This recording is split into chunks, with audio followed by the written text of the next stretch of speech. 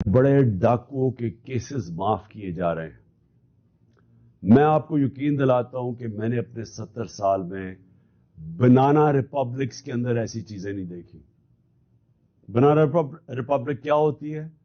बनाना Republic वो होती है जिधर जंगल का कानून होता है, जिधर जिसकी लाठी उसकी भैंस होती है, जिधर ताकत की हुक्मरानी होती है, जिधर इंसाफ नहीं होता, जिधर रूल ऑफ लॉ नहीं होता।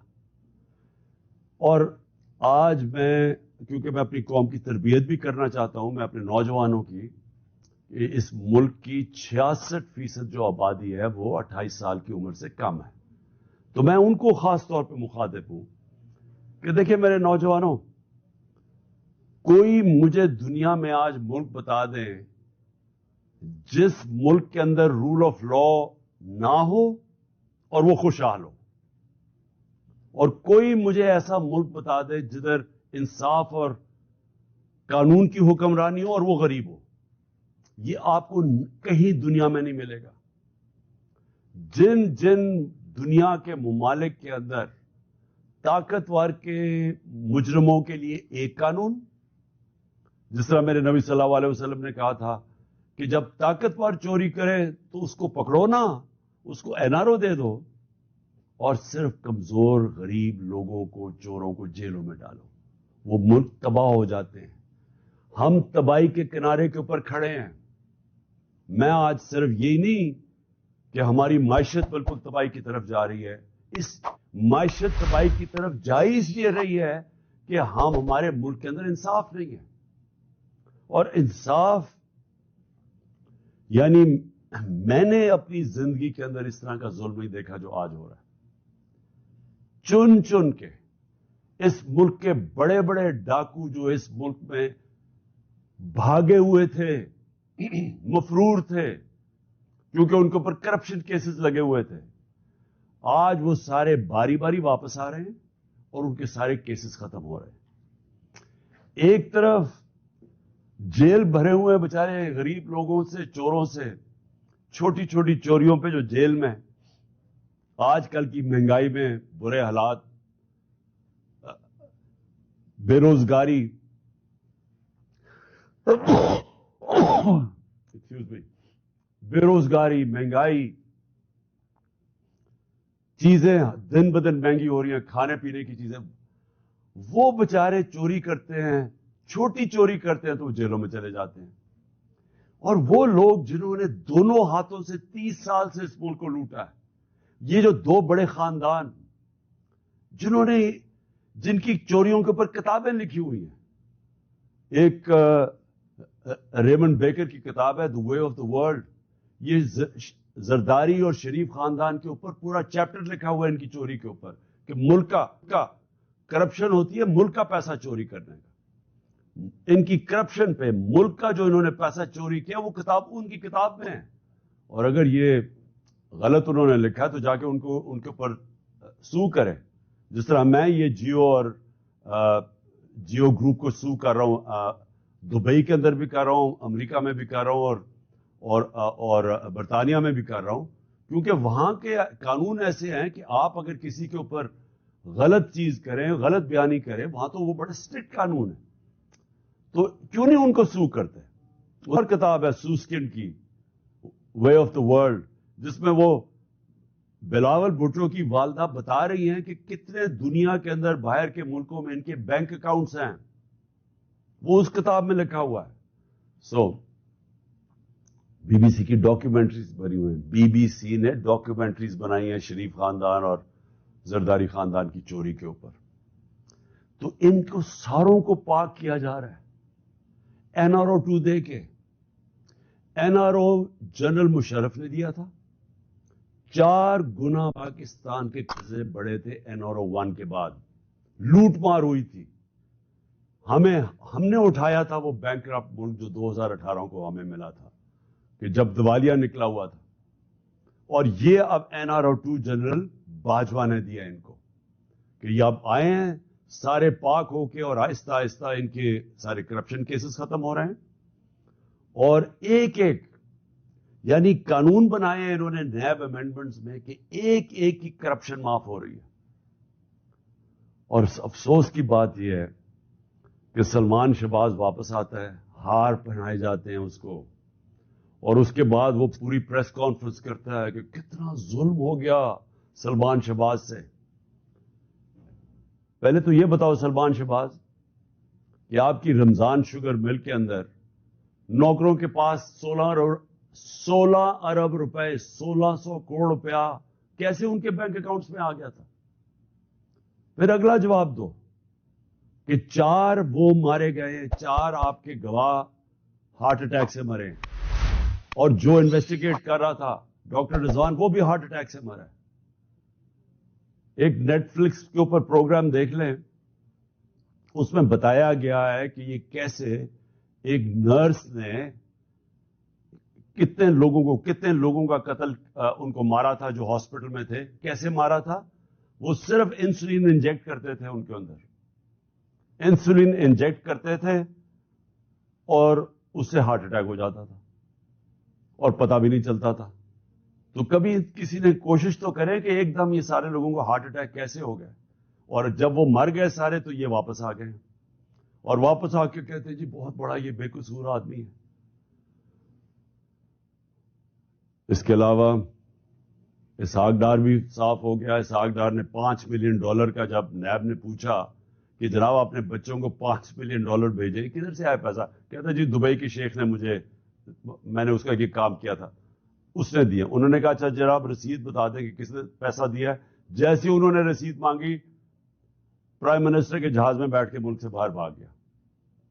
اور یہ شریف خاندان کا یہ جو بڑے بڑے انکشاف ہوا تھا، ان کی ایون فیلڈز اپارٹمنٹ، یہ جو بے فیئر کے اندر ان کے 4 سب سے لندن کے مہنگے علاقے میں جدھر یہ رہتے ہیں، تو آج تک ایک نہیں چیز بتا سکے کہ پیسہ سورس آف انکم کدھر سے آئی تھی۔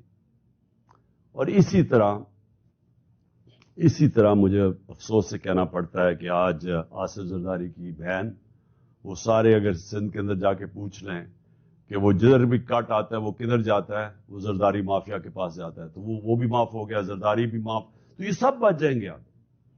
اور میں یہ اپنی قوم کو یہ آج بتانا چاہتا ہوں کہ میں آپ سے نہیں 26 سال سے یہ چیزیں کہہ رہا تھا، 26 سال سے میں کہتا جا رہا تھا کہ کیونکہ پاکستان میں قانون کی حکمرانی نہیں ہے اس لیے کرپشن ہے، کیونکہ قانون کی حکمرانی نہیں ہے اس لیے قبضہ گروپ ہے۔ کیوں نہیں امریکہ میں قبضہ گروپ؟ کیوں نہیں یورپ میں قبضہ گروپ؟ کیوں نہیں لندن میں کسی کے جو بیچارے آپ کے پاکستانی محنت کرتے ہیں ان کی زمینوں پہ کیوں نہیں قبضے ہوتے؟ پاکستان میں آتے ہیں تو کیوں ہوتے ہیں؟ کیونکہ یہاں طاقت کی حکمرانی ہے، اور یہ ہے جنگ ہماری قوم کے لیے۔ نوجوانوں، یہ جنگ ہم لڑ رہے ہیں، انصاف کی تحریک۔ اب میں دوسرے پہلو پہ آتا ہوں، معیشت کے اوپر۔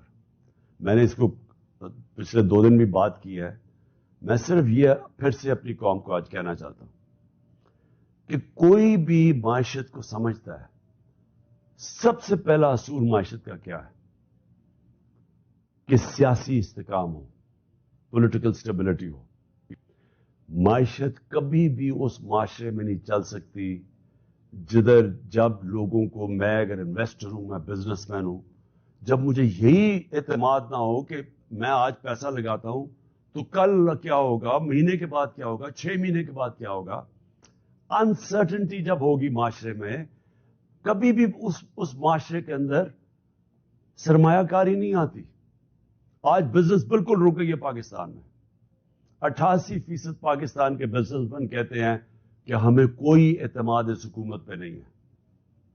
آج 100% تقریباً جو بیرون ملک جو انویسٹرز ہوتے ہیں، جو کدھر سے لیتے ہیں کہ ملک کی معیشت کے کیا حالات ہیں، کریڈٹ رسک، کہ آج ان کو یہ خوف ہے، تقریباً 100% پاکستان کی کریڈٹ رسک بڑھ چکی ہے کہ اگر پاکستان کو قرضہ دے گا تو وہ واپس نہ ہونے کی اس کی چانس 100% پہ پہنچ گئی ہے۔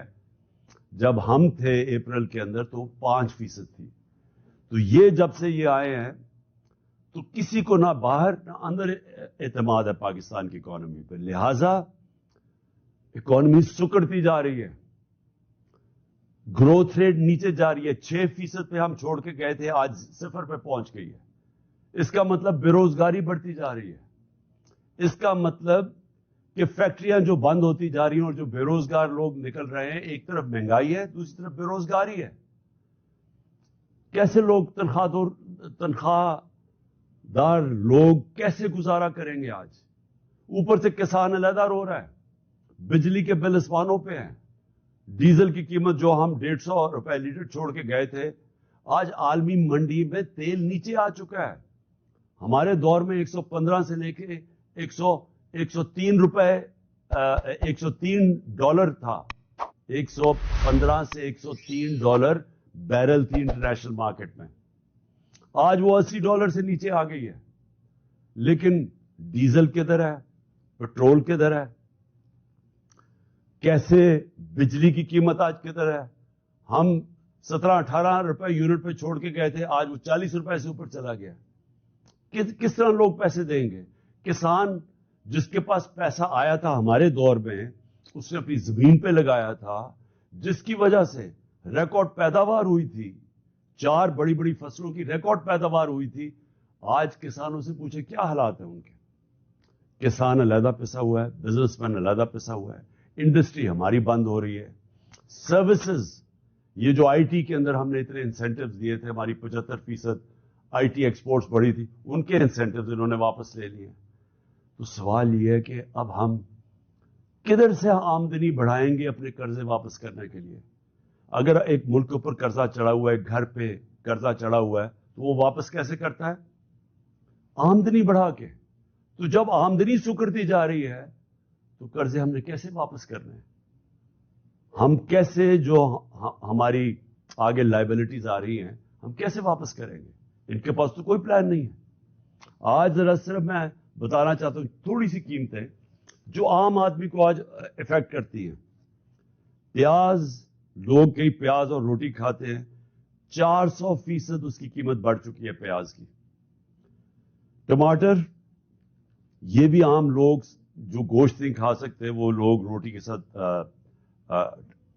ٹماٹر کے ساتھ روٹی کھاتے. 300% بڑھ چکی ہے اس کی قیمت. آٹا یعنی روٹی کے بغیر کون گزارا کرتا ہے؟ 100% قیمت بڑھ چکی ہے آٹے کی. دالیں، 50% قیمت بڑھ چکی ہے دالوں کی.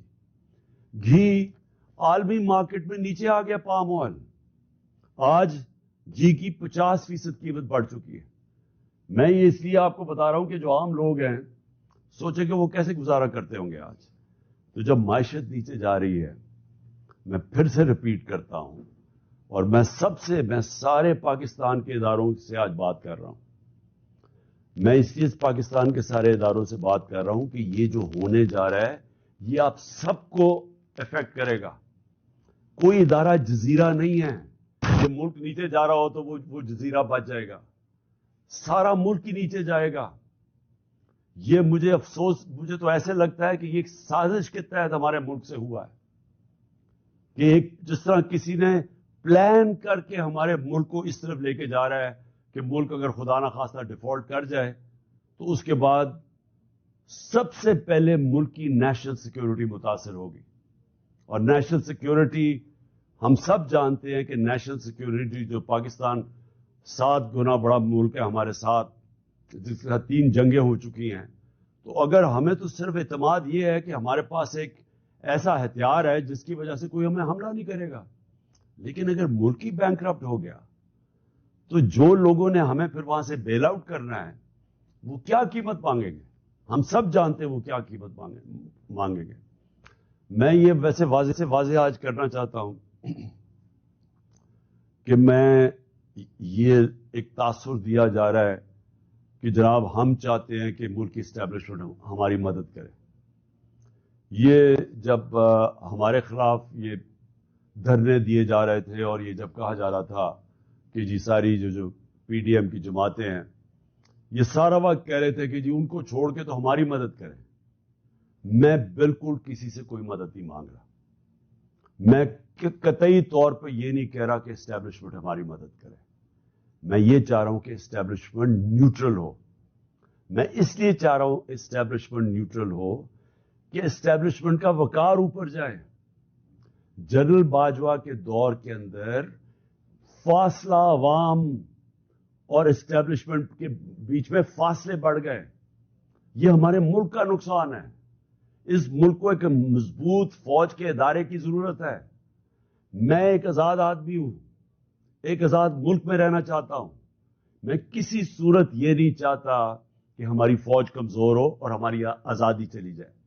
اس لیے یہ پاکستان کے انٹرسٹ میں ہے کہ ہمارا فوج کا ادارہ مضبوط ہو. مضبوط وہ تب ہوگا جب وہ نیوٹرل ہو, وہ مداخلت نہ کرے. جو جنرل باجوہ کے دور کے اندر جس طرح کے بے دردی سے انہوں نے ہماری پالیٹکس کے اندر جس طرح انہوں نے کیا, میں آپ کو کہتا ہوں کہ میں نے اپنی زندگی میں جس طرح کی کھلی دشمنی ہمارے ساتھ کی گئی ان 7 مہینوں کے اندر میں نے کبھی یہ نہیں دیکھا. جس طرح جو ہماری حمایت کرتا تھا, میڈیا کرتا تھا, اس کے خلاف ایکشن, ہمارے لوگوں کے اوپر دھمکیاں علیحدہ, گمنام نمبر سے ٹیلی فون آ رہے ہیں اور دھمکیاں دیے جا رہے ہیں کہ عمران خان کو علیحدہ چھوڑو. میرے خلاف سٹیٹمنٹس لینے کی کوشش کی, لوگوں کو کہا کہ عمران خان کے خلاف سٹیٹمنٹ دو. یہ جو سارا توشہ خانہ کیس ہے, اس کے پیچھے کون تھا؟ کون ان کو پکڑ کے یہ لوگوں سے سٹیٹمنٹ دلوا رہا تھا؟ اور اس کے علاوہ جو ارشد شریف سے ہوا, جو اعظم سواتی سے ہوا اور ہو رہا ہے, جو شہباز گل سے ہوا, جو جمیل فاروقی سے ہوا, صرف اس لیے کہ وہ ہمارے حق میں سٹیٹمنٹس دے رہا تھا, جو ٹی وی چینل سے کیا گیا. کبھی میں نے آپ کو بتایا کہ میں نے جنرل مشرف کے مارشل لاء کی میں سخت خلاف تھا, اور انہوں نے میں نے جیل گیا ان کے دور میں. میں نے کبھی اس طرح کی سختی, اس طرح کی ہیومن رائٹس کی وائلیشن اس دور میں نہیں دیکھی تھی جو میں نے اس جنرل باجوہ کے اس دور میں دیکھی. اور مجھے افسوس سے کہنا پڑتا ہے کہ جس طرح کی انہوں نے ہمارے ساتھ سختیاں کی, ایک وہ پارٹی جو کہ پاکستان کی فیڈرل پارٹی ہے, سب سے بڑی پارٹی ہے پاکستان کی اس وقت, میں یہ آگے پاکستان کی تاریخ میں سب سے بڑی فیڈرل پارٹی ہے. ذوالفقار بھٹو کی پیپلز پارٹی بھی اس طرح سارے پاکستان میں نہیں تھی جو آج تحریک انصاف ہے. ایک نیشنل لیول کی پارٹی ہے. ہمیں کمزور کرنے کی کوشش کی. اور تو چھوڑے جو کہ جس طرح انہوں نے اعظم سواتی سے کیا ہے, مجھے تو حیرت ہوتی ہے کہ کیسے کسی ایک سینیٹر, ایک وہ شہری جو باہر کمائی کر کے پاکستان اپنا پیسہ لے کے آتا ہے, کیسے اسے صرف ایک ٹویٹ کے اوپر, کیا ٹویٹ یہ اس نے کی کہ جنرل مشرف نے NRO 2 دیا؟ سارا پاکستان جانتا ہے کہ جنرل مشرف نے جنرل باجوہ نے NRO 2 دیا, مشرف نے NRO 1 دیا, سب کو پتا ہے. ہمیں کئی دفعہ انہوں نے کہا جب ہم گورنمنٹ میں تھے کہ جی چھوڑ دیں احتساب کو, چھوڑ دیں, اقتصادیات کے اوپر کانسنٹریٹ کریں, اکانومی پہ کانسنٹریٹ کریں, احتساب کو بھول جائیں. ہمیں فیٹف کے اندر انہوں نے ان کی طرف سے آئی ریکویسٹ کہ جناب فیٹف میں ان کو NRO 2 دے دو, یہ اپوزیشن کو. تو ہمیں تو پتا ہے کہ NRO 2 کس نے دیا. تو اگر اعظم سواتی نے یہ ایک ٹویٹ کاری دی, یہ اس کی اتنی بڑی سزا تھی کہ اس کو پہلے پوتوں اور پوتیوں کے سامنے گھر میں 3 بجے گھس کے مارا گیا, پھر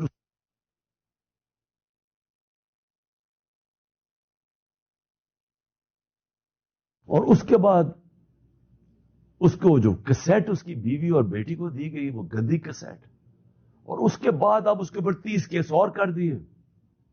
اس عمر میں آدمی کو کبھی کوئٹہ جا رہا ہے اور کبھی سندھ جا رہا ہے, اور میں آج کوئٹہ اور سندھ کے ہائی کورٹس کو سلام پیش کرتا ہوں کہ جس طرح انہوں نے سٹینڈ لیا اس کے اوپر. لیکن کیا یہ ایک مہذب معاشرے میں, ایک ڈیموکریٹک معاشرے میں ہوتا ہے؟ یہ تو ڈکٹیٹرشپ میں بھی اتنا برے حالات نہیں تھے. اور اس کے بعد شہباز گل, اس کے اوپر 8 کیس اور کر دیے. میں ایکس پرائم منسٹر پاکستان کا, مجھے پتا ہے کس نے گولیاں, کس نے میرے اوپر قاتلانہ حملہ کیا, مجھے پتا ہے وہ کون ہے. میں اپنی FIR نہیں کٹوا سکا, تو اور کون کٹوائے گا پاکستان میں؟ اور کون آج مجھے بتائے کمزور آدمی, اگر ایکس پرائم منسٹر سب سے بڑی پارٹی کا ہیڈ، اگر وہ نہیں کر سکتا تو باقی کون کر سکتا ہے؟ تو یہ ہیومن رائٹس کا حال ہے آج. ہم بات کرتے ہیں کہ جی مقبوضہ کشمیر میں بہت بڑے برے حالات ہیں، تو یہاں کیا ہیں؟ یہاں کون سے ہیومن رائٹس رہ گئے ہمارے؟ اور مجھے بڑے افسوس سے کہنا پڑتا ہے، میں پوری ریسپیکٹ سے میں اپنی اعلیٰ عدلیہ سے پوچھنا چاہتا ہوں کہ دیکھیں، اگر آپ ہمارے فنڈامنٹل رائٹس کی، اگر آپ ان کی حفاظت نہیں کریں گے تو اور کون کرے گا؟ کیا کوئی باہر سے آ کے ہمیں کرے گا؟ ہم بار بار یہ کہہ بیٹھے ہیں، ارشد شریف کی والدہ کی فریادیں سنیں، ہمیں پتہ ہے اس بیچارے سے کیا ہوا ہے. اگر وہ نہیں اپنی ایف آئی آر کٹوا سکتی، ایکس پرائم منسٹر نہیں کٹوا سکتا. اور میں یہ بھی سوال پوچھنا چاہتا ہوں کہ کیا جنرل مشرف کو جب ہم تنقید کرتے تھے، اور ہم کھل کر جنرل مشرف کی تنقید کرتے تھے، تو کیا ہم فوج کی تنقید کر رہے تھے؟ سب کو پتا تھا کہ جنرل مشرف کی ہم تنقید کر رہے ہیں، ہم فوج کی نہیں. قوم فوج کو پیار کرتی ہے کیونکہ قوم کو پتا ہے کہ ہمیں وہ آزاد رکھنے والی ہماری فوج ہے. تو آج اگر میں جنرل باجوہ کی جو بھی تنقید کرتا ہے، جنرل باجوہ نے وہ 7 مہینے کے اندر وہ اکانومی جو اپنی 17 سال کے بعد بہترین پرفارمنس دے رہی تھی، اس کو آج اس نے زمین پہ ڈال دیا ہے. آج پاکستان کے لوگوں کو یہ نہیں سمجھ آ رہی کہ اب پاکستان جائے گا کدھر. ہمیں تو یہی نہیں سمجھ آ رہی کہ اب اس میں سے نکالے گا کیسے کوئی. ہمیں تو یہی نہیں سمجھ آ رہی کہ یہ جو چور اوپر ہمارے اوپر مسلط کر دیے گئے ہیں، سوائے اپنی چوری بچانے کے لیے پتا تو بتائیں کہ انہوں نے اس اکانومی کو ٹھیک کیسے کرنا ہے. اور اب یہ 30 سال دونوں اقتدار میں رہ چکے ہیں، کب انہوں نے اکانومی کو ٹھیک کیا تھا؟ یہ تو جب سے آئے ہیں پیسہ بنانے کے چکر میں ہے، اور ان کے پیسے معاف ہو رہے ہیں اور ملک بھی نیچے چلا گیا. کون ذمہ دار ہے اس کا؟ تو یہ ہمارا رائٹ ہے، یہ میرا جمہوری رائٹ ہے یہ کہنے کا. اور میں آپ کو پھر سے یہ کہہ دوں کہ میں یہ باتیں اس وجہ سے، یہ قاتلانہ حملہ میرے اوپر ہوا تھا میرا منہ بند کرنے کے لیے. یہ منہ نہیں بند ہونے لگا. یہ جب تک میں زندہ ہوں، میں اس ملک کے لیے کھڑا ہوں گا، اس ملک کی آواز بلند کروں گا. میں کسی صورت اپنی آواز بند نہیں کرنے لگا. اور میں یہ چاہتا ہوں کہ اگر کوئی ادارے کے اندر کالی بھیڑے ہیں تو ادارہ اپنا وقار اونچا کرتا ہے جب ان کے اگینسٹ ایکشن لیتا ہے. یہ نہیں کہ جو سارے جو بات کرتا ہے ان کے اوپر کاروائی شروع کر دے، جو کہ اعظم سعودی سے خاص طور پہ ہوا ہے. اور میں آخر میں الیکشن کمیشن کے اوپر بات کرنا چاہتا ہوں. میں پھر سے یہ کہتا ہوں کہ میں نے پاکستان، جب سے بھی میں 26 سال سے الیکشن لڑ رہا ہوں، میں نے اپنی زندگی کے اندر کبھی اس طرح کا الیکشن کمشنر نہیں دیکھا. جو ایک تو یہ جو سکندر سلطان ہے، اور دوسرا جو کہ سندھ کا الیکشن کمیشن ہے. پہلے میں یہ واضح کر دوں کہ جو سندھ کا الیکشن کمشنر ہے، یہ سندھ گورنمنٹ کا ملازم ہے، یہ انڈیپینڈنٹ الیکشن کمشنر نہیں ہے. ہم سپریم جوڈیشل کاؤنسل کے پر کیس لے کے گئے ہوئے ہیں اس کا. اور مجھے افسوس ہوتا ہے کہ اتنی دیر سے ہمارا کیس پڑا ہوا ہے سپریم جوڈیشل کاؤنسل میں، کوئی سن ہی نہیں رہا کہ کیسے ہو سکتا ہے کہ سندھ گورنمنٹ کا ملازم غیر جانبدار ہو جو ان سے تنخواہ لے رہا ہے. اور جو اس نے کیا ہے چیف الیکشن کمشنر نے، سوائے اس کے کہ اس کا 1 پوائنٹ ایجنڈا ہے کہ عمران خان کو ڈسکوالیفائی کیسے کرنا ہے. توشہ خانہ کا کیس اس نے پکڑا ہوا ہے. جس وقت بھی یہ کیس عدالت میں جائے گا، اس کے ہاتھ سے نکلے گا، میں آج رائٹنگ میں اس قوم کو دیتا ہوں، ہر چیز اخلاقی طور پہ اور قانونی طور پہ اس میں جائز میں نے کی ہے. اور دوسرا فورن فنڈنگ کیس، جس وقت بھی اس کے اوپر تحقیقات ہوں گی، یہ واضح ہو جائے گا کہ تحریک انصاف واحد پارٹی ہے جس نے صحیح معنی میں پولیٹیکل فنڈ ریزنگ کی ہے. سپریم کورٹ نے بھی 2018 میں کہا ہوا ہے اس کو، الیکشن کمیشن کو، پھر سے ہائی کورٹ میں بھی کہا ہوا ہے کہ جو فنڈنگ کیس ہیں، تینوں parties, Peoples Party, P M L N اور تحریک انصاف کی اکٹھی سنی جائیں. 4 سال ہو گئے ہیں تحریک انصاف کو کٹہرے پہ کھڑا کیا ہوا ہے اور ان دو پارٹیز کے کیسز نہیں سنتا. کیسز اس لیے نہیں سنتا کہ جب یہ کیس آپ قوم کے سامنے آئیں گے تو آپ کو پتا چلے گا کہ ان پارٹیز کا کوئی طریقہ ہی نہیں ہے فنڈ ریزنگ کا. یہ فنڈز کیسے اکٹھے کرتے ہیں؟ یہ بڑے بڑے نامور، اور میں وہ بزنس مین بھی جانتا ہوں جو بڑے بڑے جن کو یہ پہلے مل کے ان کے ساتھ ان کے بزنس پارٹنر ہی ہوتے ہیں، ان کو پیسہ بنا کے دیتے ہیں، پھر الیکشن آتا تو ان سے بڑے بڑے اربوں روپیہ لے لیتے ہیں. یہ ہے ان کی فنڈ ریزنگ. وہ پارٹی جس نے 40,000 لوگوں کا ووٹ ڈیٹا بینک ہے، ڈونر بینک ہے 40,000 لوگوں کا، وہ پارٹی کو اس نے کھڑا کیا ہوا ہے. کبھی کچھ کر رہا ہے، کبھی ایف آئی اے سے چیک کر رہا ہے، کبھی کوئی ہمارے ڈونرز کو تنگ کر رہا ہے. اس کے پیچھے پڑا ہوا یہ ان سے نہیں پوچھتا کہ جناب آپ بتائیں آپ کی کیوں نہیں. اور میں نے سنا ہے کہ انشاءاللہ ان کا کیس لگنے لگا ہے اور ہم انتظار کر رہے ہیں کہ ساری قوم کو پتا چلے کہ یہ دونوں پارٹیز پیسہ کیسے اکٹھا کرتی ہیں. اور پھر توشہ خانہ، میں پھر چیلنج کرتا ہوں کہ جب بھی توشہ خانہ لگے گا، کوئی چیز عمران خان نے انلیگل نہیں کی، کوئی کسی قسم کا، نہ آج تک پہلے قانون توڑا ہے، نہ آج توڑے گا، نہ کبھی آگے بھی توڑے گا. لیکن جنہوں نے قانون توڑا ہے، جنہوں نے توشہ خانہ میں ڈاکہ مارا ہے، اس میں ہے نواز شریف اور آصف زرداری. کیوں ڈاکہ مارا ہے؟ کیونکہ گاڑی توشہ خانہ سے نکالنا غیر قانونی ہے. 3 مہنگی گاڑیاں آصف زرداری نے توشہ خانہ سے نکالی ہیں اور ایک نواز شریف نے نکالی ہے. کیوں نہیں الیکشن کمیشن پوچھتا ان سے؟ نواز شریف تو چلے مفرور ہے، ابھی آئے گا ڈرائی کلین ہو جائے گا پھر سے، تو اس سے پوچھے تو صحیح کہ تم نے گاڑی کیوں نہیں نکالی ہے، کیوں نہیں اس کے اوپر آگے کیس چلتا، کیوں نہیں زرداری تو ممبر آف پارلیمنٹ ہے، کیوں نہیں اس کا نیب کا کیس کھولتا کہ 3 گاڑیاں مہنگی گاڑیاں اس نے نکالی ہے توشہ خانہ سے.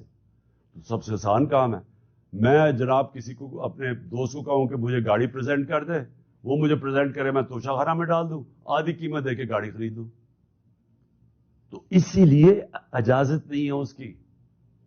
تو میں اس سے سوال پوچھتا ہوں کہ ان سے کیوں نہیں پوچھا آج تک؟ اور پھر کیا وجہ ہے کہ جو بھی کیس جاتا ہے ہمارا اس الیکشن کمیشن کے پاس ہمارے خلاف فیصلہ ہو جاتا ہے؟ 8 دفعہ ہم عدالت میں گئے اور عدالت میں انہوں نے اس کے فیصلے رد کیے. اور اگلا میرا سوال ہے کہ ہم اس کے اگینسٹ عدالت میں گئے ہوئے چیف الیکشن کمیشن کے، ہمارے کیس ہی نہیں سنے جاتے اور وہ ہر روز ہمارے خلاف نیا کوئی فیصلہ کرتا رہتا ہے.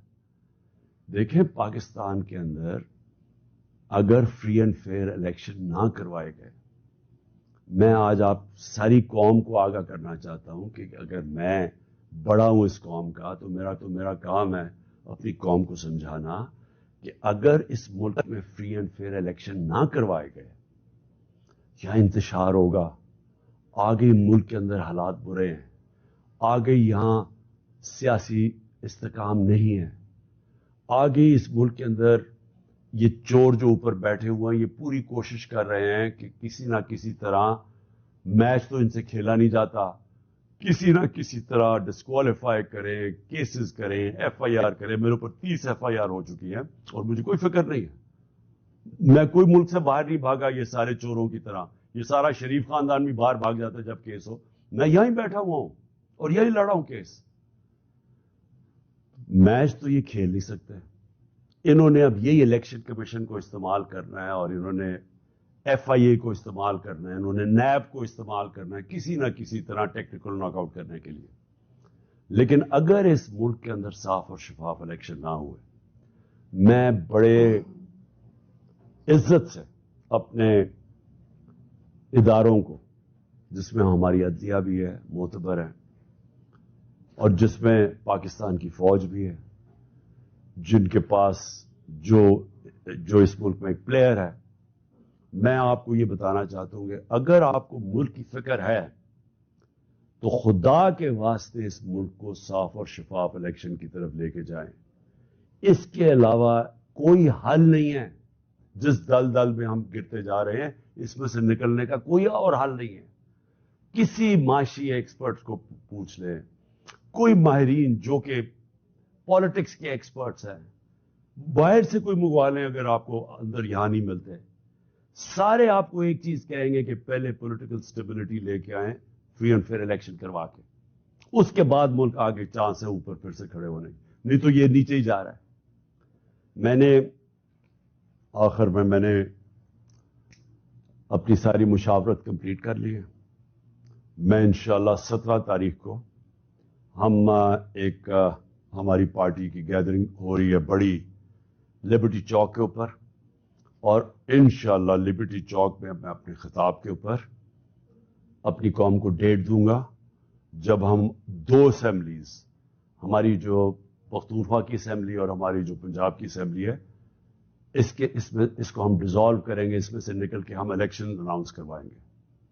اس کے علاوہ ہمارے جو 123 یا غالباً 125 نیشنل اسمبلی کے ممبرز ہیں جو ہمارے, انہوں نے ابھی تک استعفے قبول نہیں کیے, ہم نیشنل اسمبلی کے اندر جا کے اسپیکر کے سامنے کھڑے ہو کے کہیں گے کہ ہمارے استعفے قبول کرو, تاکہ ہم نیشنل اسمبلی سے بھی ریزائن کریں, اور پھر تقریباً 70% پاکستان کے الیکشن ہوگا.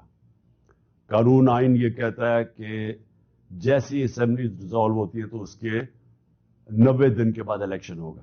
تو یہ سمجھ لیں کہ انشاءاللہ 17 تاریخ کو میں ڈیٹ دوں گا, اور اس کے بعد ہمارے 70% پاکستان الیکشن میں چلا جائے گا, الیکشن موڈ میں. عقل تو یہ کہتی ہے کہ اگر 70% ملک میں الیکشن ہو رہا ہے تو آپ نیشنل اسمبلی سارے ملک کا ہی الیکشن کروا دیں. لیکن بدقسمتی ہماری یہ ہے کہ ہمارے یہاں مجرم جرائم پیشہ لوگ بیٹھے ہوئے ہیں, ان کو کوئی قوم کی فکر نہیں ہے, ان کی دولت ملک سے باہر پڑی ہوئی ہے, روپیہ گرتا ہے تو ان کی دولت میں اضافہ ہو جاتا ہے کہ ان کے پیسے ڈالر میں پڑے ہوئے ہیں. ان کا جینا مرنا پاکستان میں نہیں ہے. جب بھی مشکل وقت آئے گا یہ پھر اپنا بوریا بستر اٹھا کے باہر چلے جائیں گے, جدھر یہ بڑے آرام سے زندگی گزار رہے ہیں. ان کا صرف مقصد یہ ہے کہ ان کے کرپشن کیسز معاف ہو, تاکہ ان کی سلیٹ جیسے جنرل مشرف نے صاف کی تھی, اب یہ جناب جنرل باجوہ کی بدولت ان کی سلیٹ صاف ہوگی, اور اس کے بعد پھر سے یہ امید لگا کے بیٹھے ہوئے ہیں کہ راؤنڈ 3 آئے گا ان کا ملک کو لوٹنے کے لیے. تو اس لیے ان کو کوئی انٹرسٹ نہیں ہے الیکشن کروانے کا. ان کو ڈر لگا ہوا ہے کہ الیکشن کروانا یہ ہار جائیں گے اور پھر سے ان کے کرپشن کیسز سامنے آ جائیں گے. اس لیے ان کا انٹرسٹ اور پاکستان کا انٹرسٹ مختلف ہے, اپوزنگ اینڈز کے اوپر ہے. قوم کا انٹرسٹ اس وقت یہ ہے کہ ملک میں فوری طور پہ الیکشنز کروائے جائیں.